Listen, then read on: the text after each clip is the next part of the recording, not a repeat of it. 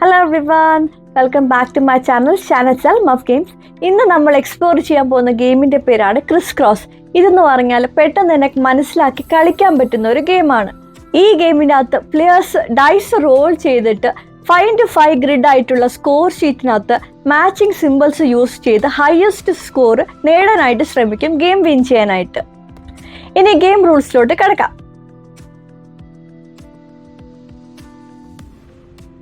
Role and write ഗെയിമായ criss cross തുടങ്ങാനായിട്ട് ഓരോ പ്ലേയേഴ്സിനും 5 ഗ്രിഡ് ഉള്ള ഒരു സ്കോർ ഷീറ്റും പെൻസിലും കിട്ടും. എന്നാൽ വീഡിയോയിൽ സിമ്പിൾസ് നന്നായിട്ട് കാണാനായിട്ട് ഞാൻ പെന്നാണ് യൂസ് ചെയ്യുന്നത്. ഈ ഗെയിമിൽ 2 ഡൈസ് ഉണ്ട്, രണ്ടിലും 6 സിമ്പിൾസ് ഉണ്ട്. ഓരോ റൗണ്ടിലും കളിക്കാർ ഡൈസ് റോൾ ചെയ്ത് ആ സിമ്പിൾ ഷീറ്റിൽ എൻ്റർ ചെയ്യണം. ഓരോ പ്ലെയറും അവരുടെ സ്കോർ ഷീറ്റിലുള്ള ടോപ്പ് ലെഫ്റ്റ് ഭാഗത്തെ ഹൈലൈറ്റഡ് സ്പേസിലേക്ക് 6 സിമ്പിൾസിൽ ഒരെണ്ണം എൻ്റർ ചെയ്യണം. വ്യത്യസ്ത സിമ്പിൾസ് ആയിരിക്കണം പ്ലെയേഴ്സ് അവരുടെ ഷീറ്റിൽ ആഡ് ചെയ്യേണ്ടത്. ഈ ഗെയിം 12 റൗണ്ട്സിലാണ് കളിക്കുന്നത്. ഓരോ റൗണ്ടിലും ഒരു പ്ലെയർ 2 ഡൈസ് റോൾ ചെയ്ത ശേഷം അതിൽ കാണിച്ച 2 സിമ്പിൾസ് അവരുടെ ഷീറ്റിൽ വേർട്ടിക്കലി അല്ലെങ്കിൽ ഹൊറിസോണ്ടലി ആണ് കൊടുക്കേണ്ടത്. അടുത്തുള്ള ബോക്സിലായിരിക്കണം ഇത് എൻ്റർ ചെയ്യേണ്ടത്. ശ്രദ്ധിക്കുക, സിമ്പിൾസ് ഇതുപോലെ ഡയഗണലി പ്ലേസ് ചെയ്യാൻ പാടില്ല. ഇനി അവസാനത്തെ ഹൈലൈറ്റഡ് ആയ റോസ് ആൻഡ് കോളംസിന്റെ അകത്ത് സിമ്പിൾസ് ആഡ് ചെയ്യാൻ പാടില്ല.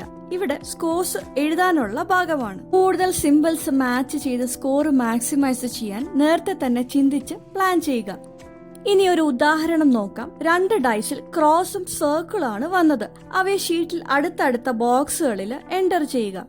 പുതിയ സിമ്പിൾസ് ഷീറ്റിൽ ഉള്ളവയുടെ അടുത്ത് തന്നെ വെക്കണമെന്നില്ല, പക്ഷെ ഇവിടെ സർക്കിൾ ഉള്ളതുകൊണ്ട് മാച്ച് ചെയ്യാനായിട്ട് സർക്കിളിന് അടുത്ത് തന്നെ നമുക്ക് എൻ്റർ ചെയ്യാം. ഇനി വരുന്ന റൗണ്ടിൽ കൂടുതൽ മാച്ചിങ് സിമ്പിൾസ് അടുത്തടുത്തുള്ള ബോക്സിൽ എൻ്റർ ചെയ്യാൻ നോക്കണം, കൂടുതൽ പോയിന്റ്സ് കിട്ടാനായിട്ട്. നമ്മൾ പ്ലെയർ 1ന്റെ സിമ്പിൾസ് ആഡ് ചെയ്തു. ഇനി പ്ലെയർ 2ന്റെ സിമ്പിൾസും കൂടെ ഷീറ്റിനകത്ത് ആഡ് ചെയ്യാം.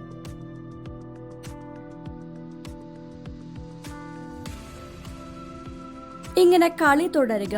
എന്നിട്ട് 12 റൗണ്ട്സ് കഴിഞ്ഞ് എല്ലാ സ്പേസസും നിറയുകയോ അല്ലെങ്കിൽ 1-2 സ്പേസസ് മാത്രമായിട്ട് അവശേഷിക്കുമ്പോഴാണ് ഗെയിം അവസാനിക്കുന്നത്.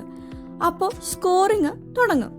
ഓരോ റോയിലും കോളത്തിനകത്തും എത്ര മാച്ചിങ് സിമ്പിൾസ് ഉണ്ടെന്നനുസരിച്ചാണ് ഓരോ പ്ലെയേഴ്സിന് പോയിന്റ്സ് ലഭിക്കുന്നത്. 5 മാച്ചിങ് സിമ്പിൾസ് ഉണ്ടെങ്കിൽ ഹയസ്റ്റ് സ്കോറായ 10 പോയിന്റ്സ് കിട്ടും. പോയിന്റ്സ് കാൽക്കുലേറ്റ് ചെയ്യുന്ന സമയത്ത് നോക്കേണ്ടത് മാച്ചിങ് സിമ്പിൾസ് തമ്മിൽ ഗ്യാപ്സ് ഇല്ലാതെ അടുത്തടുത്താണോ പ്ലേസ് ചെയ്തിരിക്കുന്നതെന്ന്. അപ്പോൾ ഇവിടെ 2 മാച്ചിങ് സിമ്പിൾസേ ഉള്ളൂ, അപ്പോൾ 2 പോയിന്റ്സ് ആണ് കിട്ടിയിരിക്കുന്നത്. 3 മാച്ചിങ് സിമ്പിൾസിന് 3 പോയിന്റ്സ് കിട്ടും. 2 മാച്ചിങ് സിമ്പിൾസിന് 2 പോയിന്റ്സും. ഇനി കോളം കൂടെ ടോട്ടൽ ചെയ്യാം.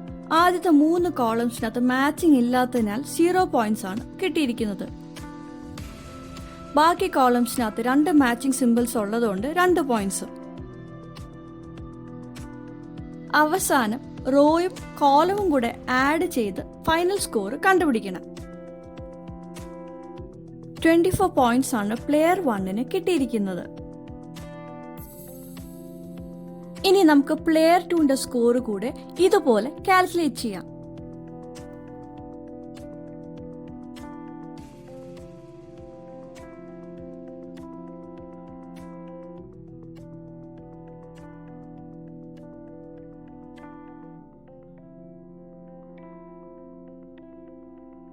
പ്ലെയർ 2ന് കിട്ടിയിരിക്കുന്ന സ്കോർ എന്ന് പറയുന്നത് 23 ആണ്.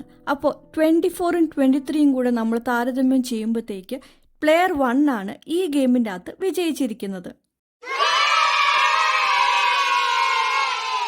ഇതുപോലെ കളിക്കുമ്പോഴത്തേക്ക് അവസാനത്തെ ടോട്ടൽ സ്കോർ തുല്യമായാൽ ഏറ്റവും ഉയർന്ന സിംഗിൾ ലൈൻ സ്കോർ ഉള്ളവരായിരിക്കും ഗെയിമിൽ അവസാനം ജയിക്കുന്നത്. ക്രിസ് ക്രോസ് എന്ന ഗെയിം നിങ്ങൾ മാസ്റ്റർ ചെയ്തിട്ടുണ്ടെങ്കിൽ ഇതിനൊരു അഡ്വാൻസ് റൂളും കൂടെയുണ്ട്. അതായത് ഗ്രിഡിലെ ഡയഗണൽ ലൈന് മാച്ചിങ് സിമ്പിൾസ് ഉണ്ടെങ്കിൽ ഇരട്ടി സ്കോർ ലഭിക്കും. ഇവിടെ 2 സിംഗിൾ ലൈൻസ് ഉണ്ട്, അതിനാൽ പ്ലെയർ 2 ഭാഗത്തും 2 പോയിന്റ്സ് ആഡ് ചെയ്യും. ഇതുകൂടാതെ മാച്ചിങ് സിമ്പിൾസ് ഇല്ലാത്ത റോയിനകത്തോ കോളത്തിനകത്തോ 0 പോയിന്റ്സിന് പകരം -5 പോയിന്റ്സ് ആയിരിക്കും ലഭിക്കുന്നത്. അവസാനം റോയിന്റെയും കോളത്തിന്റെയും നമ്പേഴ്സ് കൂട്ടിച്ചേർത്ത് -5 പോയിന്റ്സും കൂടെ കുറച്ചിട്ടാണ് ഫൈനൽ സ്കോറിൽ എത്തിച്ചേരുന്നത്. ഇനി പ്ലെയർ 2ന്റെ സ്കോറും കൂടെ നമുക്ക് കാൽക്കുലേറ്റ് ചെയ്യാം.